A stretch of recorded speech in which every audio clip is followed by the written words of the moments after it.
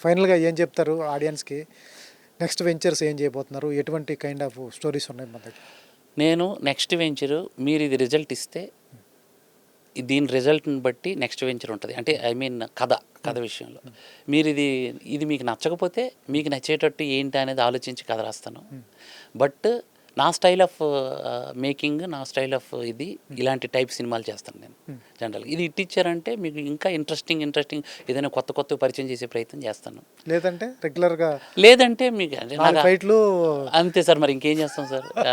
Last time ఒక producer మాట్లాడినారు, ఏముండదండి సింపుల్ 4 ఫైట్లు 4 పాటలు ఉంటే సినిమాలు చూసేస్తారు, అది పెద్ద దానికి ఎందుకు అని అన్నారు.